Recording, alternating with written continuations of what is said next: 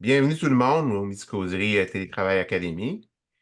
Je vous avise que ce peut être un événement interactif. Là, c'est vraiment laissé à la discrétion de nos conférenciers. Donc, pour être efficace et pertinent, là, ça se peut qu'on vous interpelle et qu'on vous demande d'intervenir d'une façon ou d'une autre. Gardez à l'esprit que la rencontre est enregistrée pour une rediffusion subséquente. Donc, pour s'assurer que ça roule bien, là, puis qu'on n'interrompt pas trop notre conférencier, je vous invite à utiliser l'outil questions-réponses Q&A qui se trouve au bas de l'interface Zoom que vous avez devant l'écran en ce moment pour poser vos questions. Moi, je servirai d'intermédiaire, donc je les poserai à notre conférencier. Avant de céder la parole au conférencier, justement, je vais vous parler un petit peu de Télétravail Académie. C'est quoi? C'est une entreprise qui est un organisme formateur agréé qui a pour mission de démocratiser et démystifier le travail à distance. Ça veut dire quoi? On le fait de deux façons. On le fait d'une façon corporative, donc on a un volet entreprise et un volet communautaire. Dans le volet entreprise, on accompagne les entreprises qui font du mode hybride et du télétravail, peu importe la taille de l'entreprise et le secteur d'activité. Et ce qu'on cherche à faire avec eux, c'est de les aider à trouver l'équilibre entre le travail présentiel et le mode hybride slash télétravail. C'est pas la même chose pour tout le monde. Il y a des gens qui ont un fort potentiel en télétravail, il y en a qui en ont pratiquement pas. Ce qu'on fait avec les entreprises, c'est qu'on aide à comprendre cette réalité-là et ensuite à faire les optimisations nécessaires pour bénéficier au maximum des avantages du télétravail et subir au minimum les inconvénients. Donc, grâce à nos généreux sponsors, on a aussi un volet communautaire et ça, c'est du contenu à valeur ajoutée gratis pour tout le monde, pour les travailleurs à distance et leurs employeurs. C'est des formations, des conférences, des entrevues qui sont gratuites sur le site de Télétravail Académie et sur la chaîne YouTube du même nom. Mais en plus de ça, on a des événements en temps réel comme aujourd'hui, les Midi Causeries. Ça, c'est 45 minutes à l'heure du lunch tous les premiers mercredis du mois pour en apprendre et développer des compétences en télétravail. Donc, notre sponsor aujourd'hui, Improve. Improve, c'est une équipe de formateurs professionnels qui a une approche qui est humaine et qui cherche à rendre votre expérience d'apprentissage la plus positive et fluide possible. La mission d'Improve, en fait, c'est de vous apprendre à optimiser votre environnement d'une façon dynamique et motivante. Et sans plus attendre, je vous présente notre conférencier d'aujourd'hui, M. François Soro, président fondateur de Improve et sa conférence de A à Z avec les secrets des prompts efficaces avec ChatGPT. François a un petit souci avec sa caméra aujourd'hui.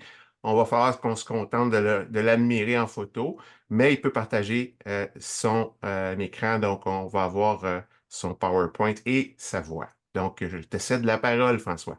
Bon, écoute, merci beaucoup, Hugo, de l'invitation. C'est vraiment fantastique ce que tu fais avec Télétravail Académie. Puis je pense que vraiment le monde du travail qui a changé avec justement le travail à distance, le travail en collaboration, la technologie est vraiment un facteur clé de succès de tout ça. Alors, effectivement, je vais partager mon écran. Voilà, donc ça arrête le partage. Voilà. Alors, je partage mon écran ici. Ce que je fais ici, c'est dans le 30 minutes, une activité de formation écourtée, dans le fond, sur notre programme qui dure 1 heure et demie en principe. Donc, je vais faire vraiment un exercice de s'assurer d'être le plus efficace que possible avec vous. Attendez, je vais juste changer un petit peu l'affichage en mode présentation. Voilà, voilà, voilà. Formidable. Toi, est-ce que tu me vois bien, Hugo? Est-ce que l'écran est bien Oui, partagé? Oui, l'écran est bien partagé. On voit formidable. ta photo. Alors, j'aimerais ça savoir, bon, je vais regarder, je vais ouvrir le chat. Les gens sont en mesure de mettre le chat. J'aimerais ça savoir qui utilise ChatGPT en ce moment. Fait que ça va me donner un peu le son de cloche de ChatGPT ou vous utilisez Copilot ou la version Bing ou d'autres outils. Puis c'est quoi votre niveau de connaissance de l'intelligence artificielle? Donc, je vous invite à... Est-ce que les gens sont capables d'écrire ici? Pas dans le chat actuellement, ils peuvent écrire Ah, questions-réponses. Je vous invite OK. à répondre dans l'outil questions-réponses. Bon, là, c'est un élément technique dans le format webinaire, donc je ne peux pas avoir ce côté-là. Bon, je vais Tu avancer as sans. accès, en fait, aux questions-réponses. Donc, tu as plusieurs réponses. Oui, pas mal tout le monde l'utilise. Il y a des mentions de Copilot aussi. On parle de connaissances limitées, mais super curieuses. On a Frédéric qui parle de ChatGPT encore une fois, Lynn Pion, ChatGPT. Julie nous dit qu'elle utilise Perplexity et l'IA de Bing. On parle beaucoup de gens avec ChatGPT. On parle de André Maurice, de Chloé, Sylvain.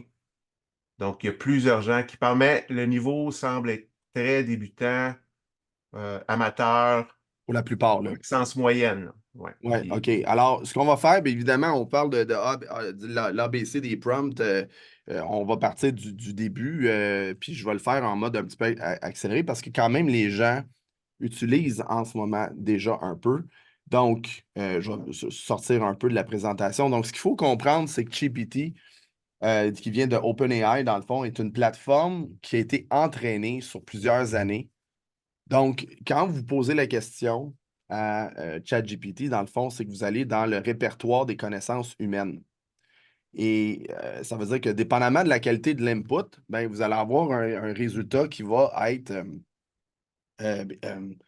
très différent, dépendamment aussi de la commande. Puis c'est ça qu'on va voir ensemble, c'est que GPT et aussi Copilot, parce qu'il faut savoir que Copilot est à la source, utilise un moteur de GPT d'OpenAI. Donc, Microsoft étant propriétaire, ben, pas majoritaire, mais un des plus grands propriétaires d'OpenAI, ont investi 10 milliards dans l'aventure, donc sont vraiment partie prenante. Et ce moteur-là, il est utilisé directement à l'intérieur. Alors, c'est un modèle de langage. Ça traite l'information. Il faut vraiment le traiter comme une conversation. Il y a beaucoup de gens qui ont de la difficulté à voir cet élément-là vraiment s'imprégner dans leur quotidien de comment est-ce que je peux vraiment l'utiliser. Puis beaucoup de gens sont déçus du résultat ou, je dirais, avec un résultat mitigé, genre, ah, c'est intéressant, mais sans plus. Donc, comprendre que dans la séquence GPT, la première version, le 1, était basée sur le book corpus, dans le fond, qui était un 7 000 livres qu'ils ont pris puis qu'ils ont intégré. Puis de ces 5 000 livres-là, ben, il y a déjà quand même beaucoup d'informations. C'est plus que la majorité des humains vont lire dans leur vie. Donc, GPT, tout d'un coup, avait cette base de connaissances-là. En 2020, ont ajouté des millions de pages, ont ajouté tout ce qui provenait de Wikipédia, des sites web variés, donc une espèce d'intelligence humaine jusqu'en date de 2021, justement, qui ont été graduellement rajoutés. En mars 2022, GPT-3 3.5 est sorti et là, ils ont carrément intégré la bibliothèque qui s'appelle Book3, qui est 187 000 livres. Alors ça a donné... il y a un côté où il y a beaucoup de gens qui sont offusqués de ça parce que dans le fond, ils vont dire que GPT, c'est un gros plagieur, dans le fond. C'est quand tu vas chercher l'information, tu vas piger dans la connaissance humaine que d'autres personnes ont pris le temps de composer. Et à partir de là, tu peux le prendre puis tu peux extraire toutes sortes d'informations à partir de là. Puis là, GPT-4 est sorti un peu plus tard dans l'année 2023. Et là, il y a plein de choses qui encore vont aller beaucoup plus loin qu'on va voir dans d'autres formations un petit peu plus tard. Donc, les capacités de GPT sont vraiment, vraiment, vraiment impressionnantes quand on commence à l'utiliser comme il faut. Ça permet d'utiliser ce corpus-là de langage pour faire des tâches variées, répondre à des questions, puis vraiment être dans un mode d'échange parce que c'est un modèle puissant pour répondre aux questions. Mais tout ça va dépendre de la qualité de vos questions. Alors, si votre question, ce qu'on appelle dans le langage un prompt, est bon, ben, vous allez avoir un meilleur résultat que si vous posez une question qui est plutôt générique, vous allez obtenir une réponse générique. Alors, la qualité, la clarté des entrées, pardon, va donner vraiment tout le résultat à ce niveau-là. Et c'est là que vous, comme usager, vous devez apprendre à mieux poser vos questions, à mieux vous aligner. Dans dans le prochain 20 minutes, je vais vous donner quelques trucs puis quelques perspectives que vous connaissez peut-être déjà, mais si vous êtes nouveau dans l'univers de l'intelligence artificielle, ben là, bienvenue dans ce monde-là, vous allez voir, c'est assez impressionnant quand on commence à l'utiliser.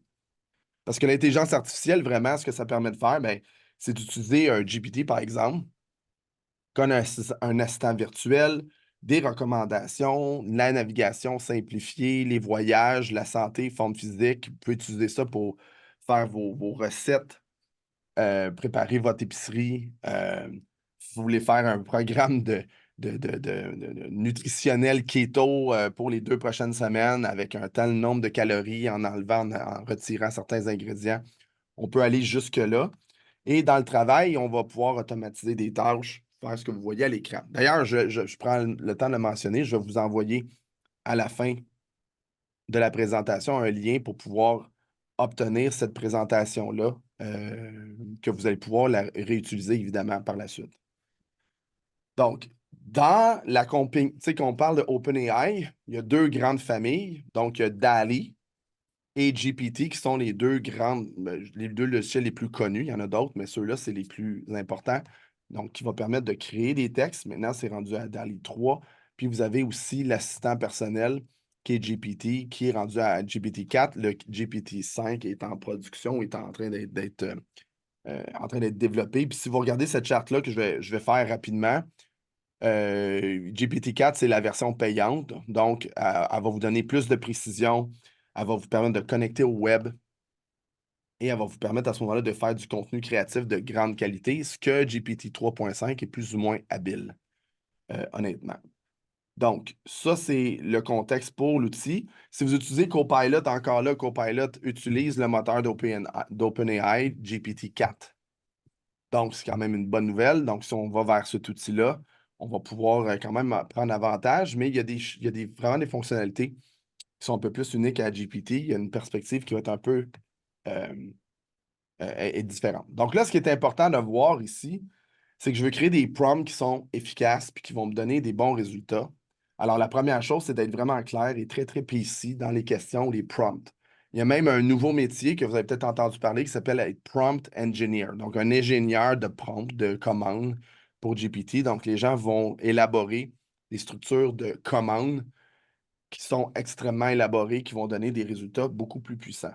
Excuse-moi de t'interrompre, mais juste pour clarifier, un prompt, c'est carrément les questions que tu poses. C'est ça que ça veut dire, le mot prompt, là. Un prompt, exactement, on pourrait traduire ça avec une commande, mais même les gens en francophonie vont utiliser le mot prompt quand même. Donc, le prompt, c'est la commande. À l'époque, là, mettons, ou encore aujourd'hui, si tu fais de la programmation informatique, ben, c'est les lignes de code qui permettent à quelqu'un d'arriver avec un résultat sur le web ou dans un logiciel quelconque. Mais là, il n'y a pas de code. Là, c'est le langage qui va dicter à la personne. Fait que tu n'as pas besoin de demander. Même si tu vas dans Google, par exemple, ben, tu vas écrire ta commande. Mais là, ça va carrément le verbaliser par de l'écriture. Puis là, ben, vous avez même ChatGPT qui est disponible sur l'application mobile où là, tu peux littéralement partir le mode conversationnel, puis tu peux poser des questions, puis il va te répondre. Puis tu vas être dans un mode de conversation, ce qui simule presque la dynamique avec un humain. Là, ce qu'il faut comprendre, c'est que GPT-4 est rendu l'équivalent de quelqu'un qui aura un quotient intellectuel de 160. Donc, ça commence à être extrêmement impressionnant en termes de juste résolution de problèmes, accès à de l'information. Ça dépasse la majorité des humains aujourd'hui, là. Donc, c'est sûr qu'il y a toute l'intelligence émotive, il y a des éléments qu'un humain fait que ChatGPT ne fait pas, parce que si tu n'as pas les données à l'intérieur, ben, ça ne te donnera pas de résultats. Alors, fait que premièrement, j'ai mentionné, je vais juste en revenir ici. On est clair, on est précis. Ensuite, on doit fournir du contexte.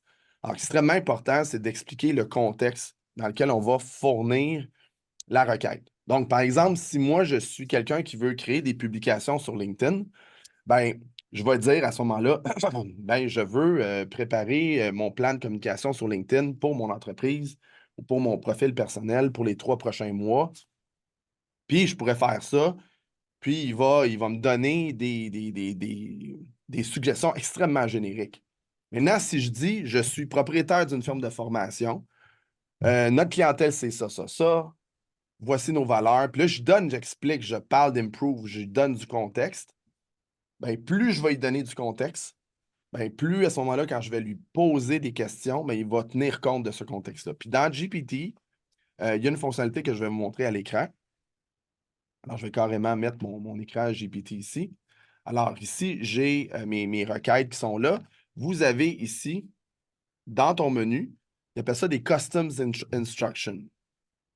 Alors, la première chose qui est un peu avancée, là, que beaucoup de gens ne connaissent pas, c'est que quand tu t'en vas là, tu vas pouvoir dire, regarde, là, c'est en anglais l'interface, là, je vais le traduire simultanément. Mais ça dit, What would you like ChatGPT to know about you to provide better responses? Fait qu'est-ce que tu aimerais que ChatGPT connaisse de toi pour, pour poser les meilleures questions que possible? Et là, il faut formuler ça d'une façon telle que ça va vous donner. Et là, vous avez 1500 caractères pour donner du contexte à GPT. Et là, de façon permanente, dès que je vais poser une question, il va savoir que c'est François, que je suis propriétaire président d'Improve, que je forme sur Outlook, que je forme sur ci, sur ça. Puis là, je suis le président, voici qu'est-ce que je veux faire. Da, da, da. Fait que là, j'ai comme tout le contexte. Ensuite de ça, comment aimerais-tu que ChatGPT réponde à tes requêtes par défaut? Donc, à moins d'avis contraire, alors je vais lui dire, voici comment tu vas focuser dans le contenu. Tu sais, ask for citation when possible, specify the topic, blablabla. Fait que, pardon. Et là, je vais lui donner encore là un autre 1500 caractères pour lui dire comment tu veux répondre. Est-ce que tu veux être de façon plus conviviale? Tu veux-tu être plus professionnel? Tu veux-tu quel genre d'énergie que je veux pouvoir démontrer? Et ça, cette fonctionnalité-là, une fois qu'on l'installe, ben, toutes mes requêtes, dès que je vais faire une nouvelle demande, comme ça, je vais tasser ça ici, mais je vais Est-ce qu'on avoir. parle de la version gratuite ou du custom pour le custom? On va avoir Hey, accès à ça. c'est une bonne question. Ça fait longtemps que j'ai la version payante. Je ne teste plus la version gratuite. On va répondre quand on va procéder à la rediffusion, on va envoyer un courriel à tout le monde pour les aviser. Donc, on va répondre à cette question-là par courriel. On a une autre question. Est-ce que tu préfères qu'on les garde pour la fin ou que je les pose tout de suite? Oh, ben, je les vois. C'est bon que tu me les pointes. Comme ça, des fois, je vais être concentré, mais je vois que Anne-Solène dit est-ce que les prompts sont des réponses plus pertinentes si on fait une requête en anglais, en français? Pas du tout. Pas du tout. En fait, moi, j'essaie dans les deux. C'est un modèle de langage et le module de traduction, il est assez impressionnant. Assez impressionnant d'ailleurs que si quelqu'un est en traduction en ce moment, moi je serais inquiet de mon futur dans les 5 prochaines années. Parce que je veux dire, pour vrai, là, tu sais, on Oui. n'est pas loin de Star Wars avec le truc qui fait une traduction simultanée dans le casque. Puis je veux dire, là, les gens vont dire oui, mais là, c'est parce que moi, je traduis dans le domaine de littérature spécifique, puis ils vont me mettre un. Mais c'est parce que dans le chat GPT, surtout dans le 4, tu peux créer un GPT personnalisé où tu peux lui donner une bibliothèque de toute la nature humaine dans le domaine spécifique, puis il va connaître mieux que n'importe qui a 50 ans d'expérience dans ton domaine. C'est déjà possible là, aujourd'hui. Là. Donc, il y a un élément ici là, quand on commence à voir ça puis à explorer, il y a comme une réflexion profondément humaine de où va le monde avec cette affaire-là, parce qu'il y a à peu près pas un métier qui ne sera pas impacté.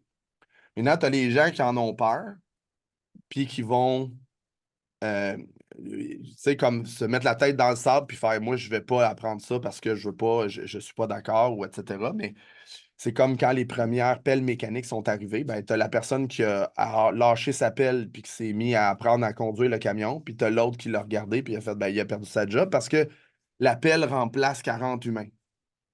Fait que, je veux dire, rendu là, si vous êtes la personne qui maîtrise ChatGPT, par exemple, ou Copilot, ben, vous allez être la personne qui va être retenue puis qui va être capable je veux dire, De d'évoluer suivre. dans ce nouveau monde-là, puis de suivre, puis non seulement suivre, mais tu es aussi un leader, là. Donc, on peut être. Ben là, Lynn a dit c'est bouleversant. Ben, là, il y a définitivement des choses qui vont émerger qu'on ne peut même pas soupçonner, là. Pensez, là, je vais donner un exemple souvent quand je parle d'intelligence artificielle. Quand les lampes à l'huile, on est commencé à voir l'électricité qui est commencé à apparaître dans les lampadaires de ville, là, puis que la dynamique a commencé à changer à ce niveau-là. Là. L'industrie de la baleine qui prenait l'huile de baleine pour faire chauffer ces huiles-là a disparu à l'intérieur de 2 ans. Ça, c'était des dizaines de milliers de personnes qui travaillaient dans cette industrie-là. Ça a tout disparu. Tu sais. Fait que c'est un peu ça qui est en train de se passer. C'est-à-dire que vous allez pouvoir prendre l'information, fournir le contexte. Puis là, si je remets GPT-4 ici, là, ce qui est intéressant ici dans GPT-4, c'est que je vais être capable de faire Explore GPTs ici.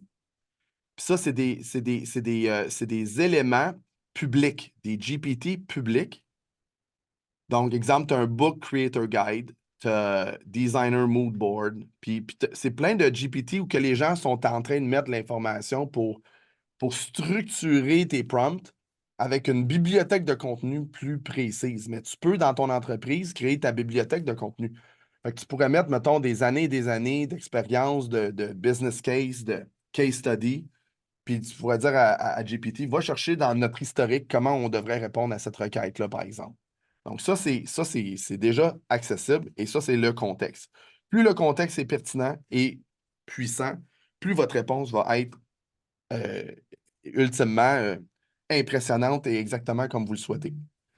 Utilisez aussi beaucoup plus de questions que juste une question. Donc, on va vouloir dire à GPT, tu sais, donne-moi d'autres alternatives. Il y a des questions clés que je vais vous montrer tantôt qui vont permettre de mettre euh, vraiment au défi GPT. C'est comme tu peux carrément poser la question en disant, ben, si tu as une personne qui était contre cette affirmation-là, comment, tu sais, sors-moi les trois, quatre objections à cette affirmation-là, trouve les faiblesses de mon texte.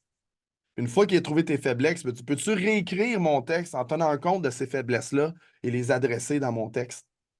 Donc, voyez-vous, là, c'est comme les questions, on peut aller à une profondeur de plus en plus intense. Puis si on fournit un bon contexte, ben, vous allez avoir des résultats encore là qui vont être vraiment impressionnants. Utiliser plusieurs itérations, donc je vais être capable de dire, ben, donne-moi, à partir de la réponse initiale, j'ai pas vraiment aimé ça, peux-tu ramener ça, peux-tu le changer comme ça? Donc, je peux vraiment prendre un texte, une réponse courriel, par exemple, puis je pourrais dire, ben, voici je vais vous donner un exemple de qu'est-ce que je fais, moi, comme outil, là. J'ai à l'intérieur ici, là, je vais aller directement en haut. Voyez-vous ici, c'est toute une séquence de questions où j'ai posé des questions à GPT. Puis ce qui est important ici, c'est de dire agir comme un adjoint exécutif et répondre aux courriels. Si je ne mets pas de réponse, si je propose une réponse, la réviser, la rendre plus naturelle, précise et efficace que possible, toujours utiliser les expressions et exemples lorsque pertinent, éviter les formulations trop procédurales et formelles. Est-ce clair? Puis là, il me dit oui, puis that's it. Fait que là, ici, ça, Hugo, est-ce que je suis capable de, moi, de mettre ça dans le chat, puis les gens peuvent le voir? Oui. Oui, OK. Alors, je vais le mettre dans le chat. Alors, ceux qui veulent faire un copier-coller de ce prompt-là, puis là, ce qui arrive, c'est qu'une fois que je fais ça, ben, je mets mon courriel que j'ai reçu, je mets la réponse initiale, je n'ai pas mis une réponse, il va me répondre. Et avec, puis comme il va tenir compte à ce moment-là de mes customs instructions, il va tenir compte de ce que j'ai mentionné, etc., etc. Il est vraiment excellent. Puis il va apprendre à écrire avec mon ton de voix. Je vais réviser. Je vais dire ça, j'ai pas aimé ça. Peux-tu raccourcir ça? Peux-tu donner un ton un petit peu plus chaleureux, être plus empathique? Et là, plus tu avances, puis plus ta réponse, elle est vraiment, vraiment solide au bout, là. Fait que ça, c'est la séquence qu'il faut voir ici. Puis après ça, ben, d'être patient, parce que plus on fait d'itérations, ben, plus notre expérience devient solide, efficace, etc., etc. Des exemples de prompt. Donc, ce qu'on veut faire, je vais vous donner des exemples concrets que vous allez pouvoir faire tout de suite aujourd'hui, là. Donc, dans la méthode de préparation, nous pouvons fournir à ChatGPT un texte source analysé avant de lui donner des instructions supplémentaires. Donc, on va être capable de dire, tu sais, exemple, OK, mettons que vous voulez faire réviser votre site web sur le SEO. Ben, vous pouvez aller par exemple, dans Google, puis vous dire sortir les règles. Donc, mettons, je vais sortir. Attendez une seconde, je ne vais juste pas remettre de confidentiel. OK. Donc, je vais dire règles d'utilisation de SEO par Google pour optimiser un site. OK, fait que je vais sortir, mettons, des guides, un référencement web. Donc là, je pourrais prendre, mettons, ça ici, là, qui est une compagnie externe, puis qu'il y a tout un texte ici qui est là, qui donne les trois facteurs. Qu'est-ce qui fait que tout ça, là? Fait que je peux aller prendre ce URL-là, puis là, je vais pouvoir, dans un prompt, lui dire, basé sur cet article, créer ou réviser mes pages web individuelles de mon site en tenant compte, etc. Puis là, ben, il va aller prendre les règles, il va utiliser ça, puis tu vas pouvoir à ce moment-là avoir un résultat qui est meilleur que qu'est-ce qu'un humain ferait dans les agences. Moi, si je suis un propriétaire d'agence web en ce moment, je suis nerveux. Fait que si votre agence web, si vous êtes en affaires, puis vous avez du monde qui s'occupe de votre internet, de l'Internet et tout ça, et n'utilise pas ça en ce moment, ben, posez-vous des questions. Ils vous chargent sûrement beaucoup trop cher parce que ça va leur prendre 3 fois, 4 fois le temps, et même plus que 4 fois le temps. C'est juste extraordinaire l'impact que ça va avoir. Euh, Ensuite de ça, ce qu'on peut faire dans les exemples, tu sais, vous pouvez veuillez lire le texte suivant et analyser son style. Je souhaite que vous reproduisez ce style pour répondre à toutes les questions de suivi que je pose jusqu'à ce que je vous dise d'arrêter. Fait que ça, par exemple, vous pourriez prendre, vous aimez un auteur, vous aimez un journaliste, mettons, t'aimes Patrick Lagacé, ben, tu peux dire, tu sors, mettons, une cinquantaine de ses textes, tu le sacs là-dedans, puis tu dis, moi, j'aime ce style-là, prends ça, puis réponds avec ce ton de voix-là. Mais encore mieux, si on veut être un peu plus éthique, on pourrait dire, ben, sors mes 50 derniers articles que moi j'ai mis naturellement dans LinkedIn et analyse le style, puis reproduit et fait le même exercice que dans les autres éléments. Veuillez lire le texte suivant et me fournir des contre-arguments aux principaux points soulevés en accordant une attention particulière aux causes. Ça, ce prompt-là, il est vraiment impressionnant. Fait que si tu as, un texte qui est de quelques paragraphes, ou même ça pourrait être un PDF qui inclut une cinquantaine de pages. Il va te sortir tous les points importants à retenir, les contre-arguments, donc les choses que tu pourrais justement questionner, puis il va te les soulever, puis tu vas pouvoir te préparer dans une rencontre. Les points principaux en 5 points clés compréhensibles, là, tu peux rajouter pour un enfant de 10 ans. Ça, c'est toujours une façon intéressante justement de mettre le niveau de vocabulaire le plus simple que possible. Puis il va vraiment réussir à vous sortir un résultat qui est vraiment impressionnant. On peut lui demander aussi de lire le texte juridique. Ça ne remplace pas un avocat, évidemment, encore aujourd'hui, là, parce qu'il y a plein de subtilités qu'un avocat, surtout au niveau d'une juridiction comme le Québec. Mais on peut quand même faire un premier jet qui va te donner une préparation. Donc, tu vas éviter de passer 3 heures avec ton avocat parce que pendant 1 heure et demie, il te pose plein de questions. Hmm. GPT va pouvoir te permettre de te préparer à ta rencontre avec ton avocat en disant, ben regarde, voici, je cherche à faire une entente d'exclusivité. GPT m'a sorti un premier draft. Qu'est-ce que tu en penses? Puis là, lui, tu sais, ce genre d'intervention-là vont être encore super, évidemment, essentiel pour faire quelque chose qui est bien fait et légalement. Euh, Solide. En plus de ça, ben, regardez, si vous regardez à l'écran, on peut générer des prompts très solides. Donc, tu sais, je dis, je souhaite que vous deveniez mon générateur de prompts. Donc, quand on ne sait pas comment le nommer, ben, on va dire, crée-moi mon prompt. Votre objectif est de m'aider à créer le meilleur prompt possible pour répondre à mes besoins. Le prompt sera utilisé par vous, ChatGPT. Vous suivrez le processus suivant. Là, ça, je vais vous l'envoyer dans la présentation. Tu prends copier-coller. Votre première réponse consistera à me demander le quoi le prompt devrait parler. Je fournirai ma réponse. Puis là, tu lui donnes une séquence. Là.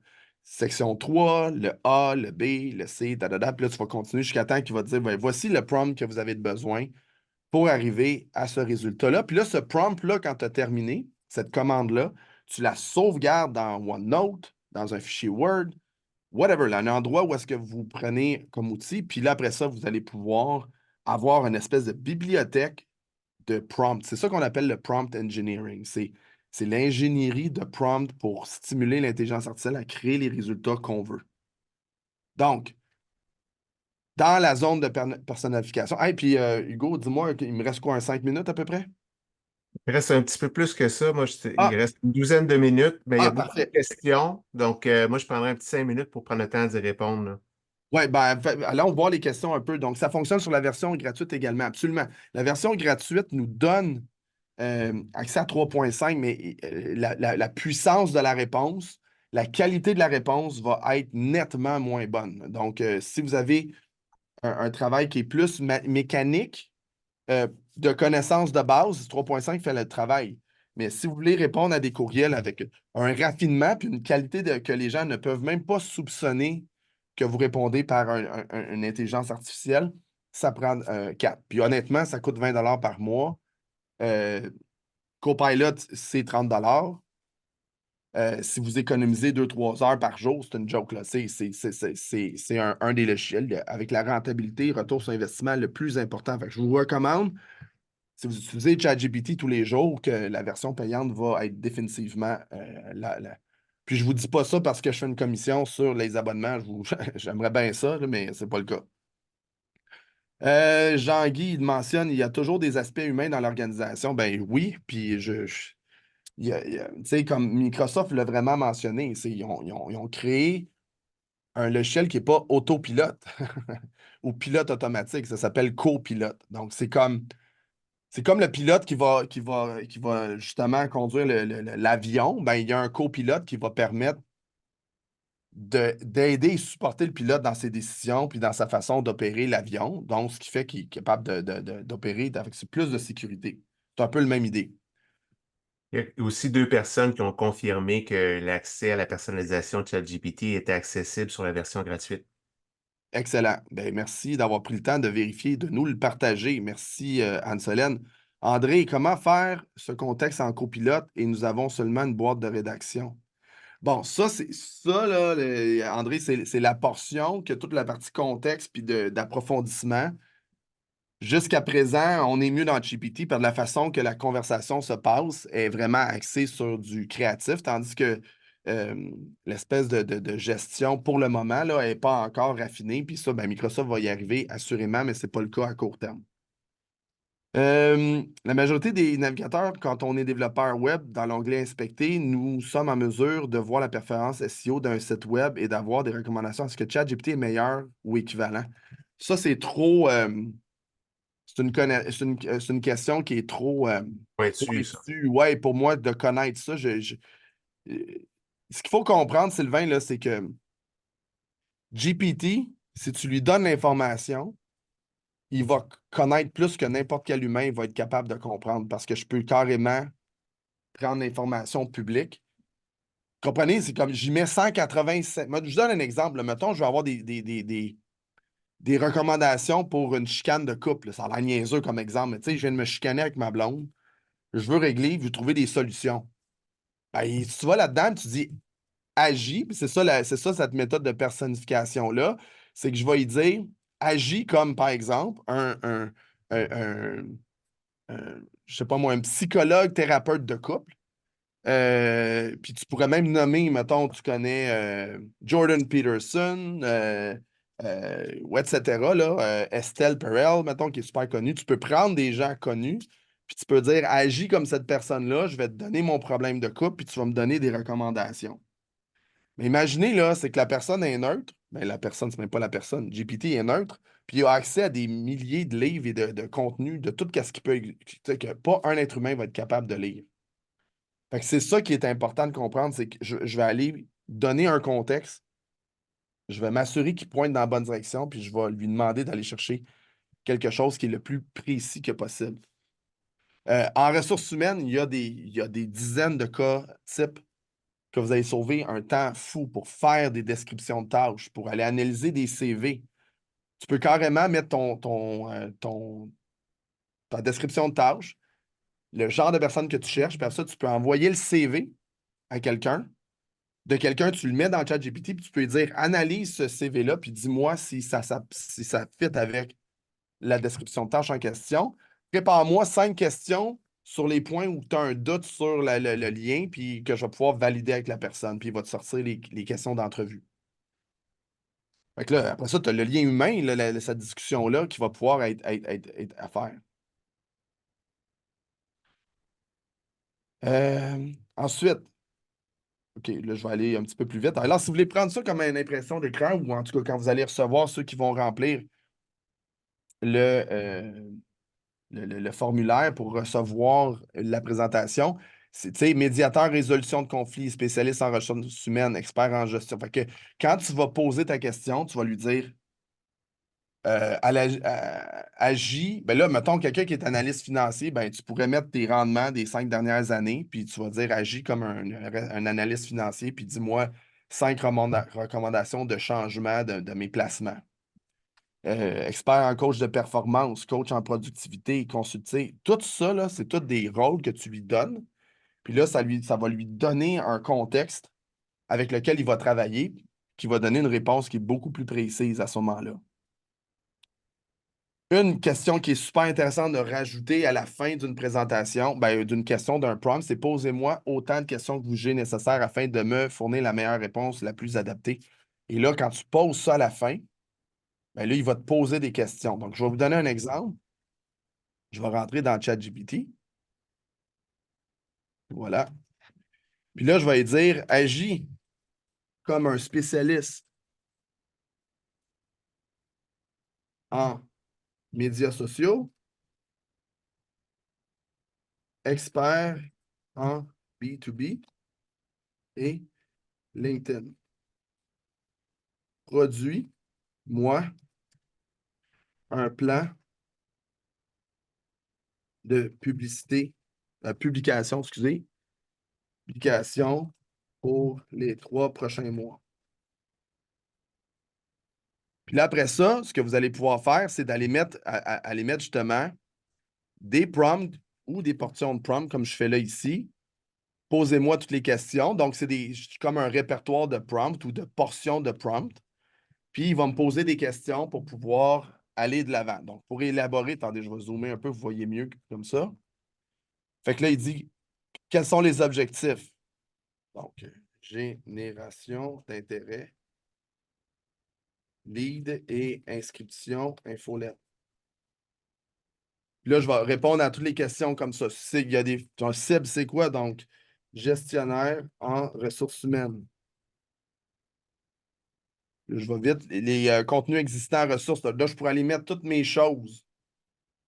Là, je vais dire voici le blog que j'ai déjà mis, voici quelques articles que j'ai faits, etc., etc. Puis là, je vais répondre à tout, le budget publicitaire, blablabla. Puis là, je vais faire Enter. Puis là, ben, il va me sortir. Là, je n'ai pas tout mis comme réponse, mais là, basé sur ça, voici ce qu'il va me permettre de faire à ce moment-là. Fait qu'imaginez si je n'avais pas mis ce contexte-là, j'aurais une réponse vraiment, vraiment, vraiment très faible.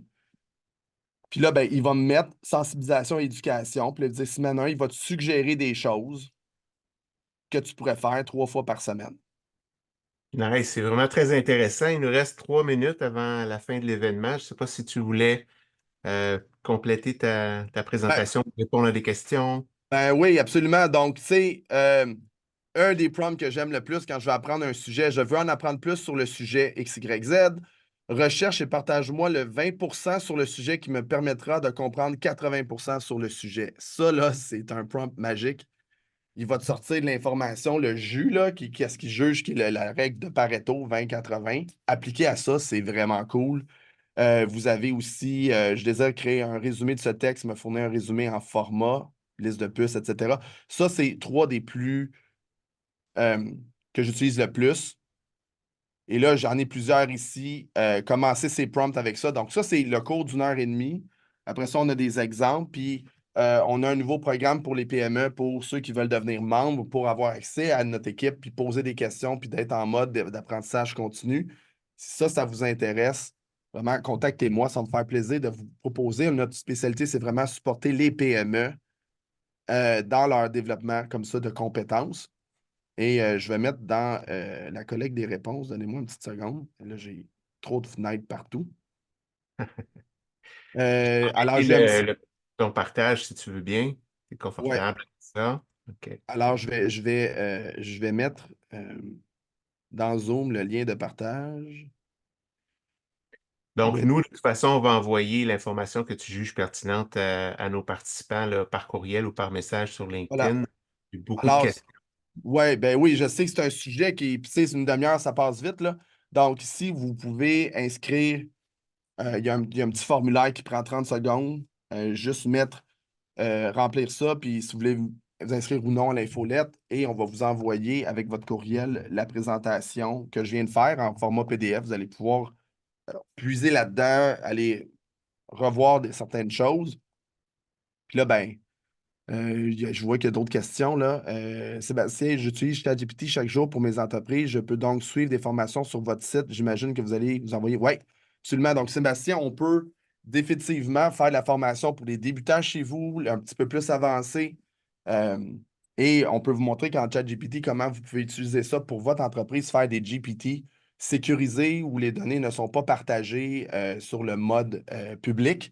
Donc, ça devient important, évidemment, au niveau sécurité, si vous voulez utiliser certaines portions de vos données d'entreprise à ce niveau-là. On doit s'arrêter là. Moi, ce que je vais faire, c'est vous inviter à répondre au courriel qu'on va vous envoyer de Télétravail Académie. Si jamais vous avez des questions, on répond à ce courriel-là, puis on va tenter d'y répondre le plus rapidement possible via courriel. Merci d'avoir été là. En passant, la présentation d'aujourd'hui va être rediffusée sur le site de Télétravail Académie puis la chaîne YouTube du même nom. Et ben, le mois prochain, on recommence avec une autre présentation de Cynthia Laforte sur l'aménagement du bureau en télétravail. Merci beaucoup, François, d'avoir été là puis pour ta très intéressante présentation. Merci beaucoup. Merci tout le monde, merci de votre présence. À la prochaine, j'espère. Et puis merci Hugo de l'invitation, de la confiance. Collaborer avec toi, c'est toujours un plaisir. C'est partagé, mon ami. Donc, OK, merci tout le monde. Bon télétravail.